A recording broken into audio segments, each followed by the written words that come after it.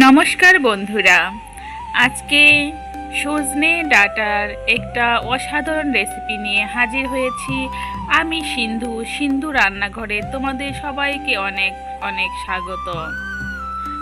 আশা করি তোমাদের এই রেসিপিটা অনেক অনেক উপকার হবে। আমরা কম বেশি সবাই সজনে খেতে পছন্দ করি, তবে সজনের যে গুণগত মান কতটা আমরা অনেকেই জানি না। তবে ডায়াবেটিস নিয়ন্ত্রণের ক্ষেত্রে উচ্চ রক্তচাপ নিয়ন্ত্রণ করতে সজনে ডাঁটার ভূমিকা কিন্তু অপরিসীম। এই জন্য আমাদের সিজনাল যে সজনে ডাঁটা, এটা কিন্তু আমাদের প্রত্যেকেরই খাওয়া উচিত। যাই হোক বন্ধুরা, আসলে টিপস দিলে তো অনেক কিছু বলা হয়, সেক্ষেত্রে দেখা যাচ্ছে যে অন্য একটা ভিডিওতে আমি তোমাদের সম্পূর্ণই বলবো। আজকে আমি এই সজনে ডাঁটা দিয়ে একটা চমৎকার নিরামিষ রেসিপি শেয়ার করব, যা খেতে একদম সুস্বাদু। মনে হবে যে সারাদিন বসে বসে এই সজনে ডাঁটা চিবিয়ে চিবিয়ে খাই। যাদের মুখে রুচি নেই তারা কিন্তু সজনে ডাঁটা চিবিয়ে খেলে কিন্তু মুখে রুচি কিন্তু ফিরে আসবে।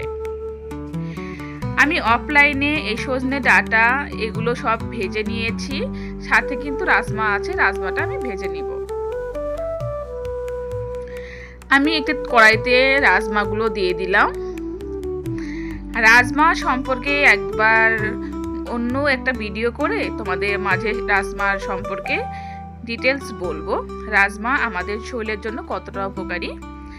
তবে আজকে আমি সজনে ডাঁটার সাথে রাজমা দিয়ে রেসিপিটা তৈরি করছি।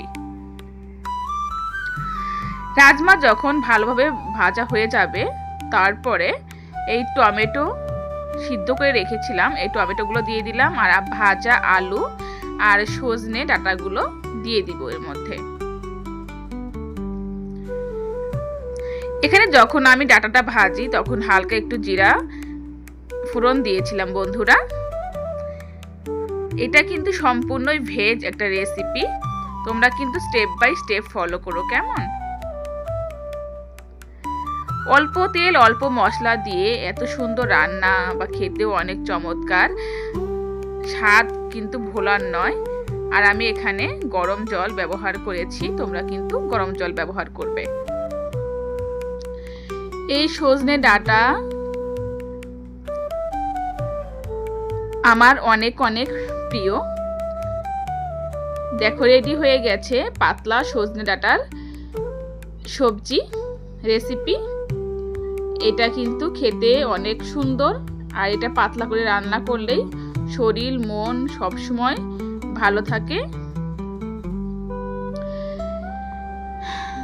তারপরে দেখো একটা সারপ্রাইজ, দেখো আমি একটু ঠান্ডা করে নিয়েছিলাম, ঠান্ডা করে নিয়ে আবার কড়াইতে দিয়েছি, দেওয়ার পরে জিরা হালকা মশলা সেটা ছড়িয়ে দিলাম। এটা কিন্তু একটু ঠান্ডা করে আবার কড়াইতে দিতে হবে বন্ধুরা, তাহলে কিন্তু টেস্টটা বেড়ে যাবে। আশা করি তোমাদের ভিডিওটা ভালো লেগেছে বন্ধুরা। আবার অন্য কোনো রেসিপি নিয়ে তোমাদের মাঝে আসব। সবাই ভালো থাকো, সুস্থ থাকো, আর যাদের এখন পর্যন্ত সজনে খাও নাই এরকমভাবে বানিয়ে খেয়ে দেখো, অনেক অনেক ভালো লাগবে। ধন্যবাদ সবাইকে, সবাই ভালো থাকো, সুস্থ থাকো। আজ এ পর্যন্তই, টাটা।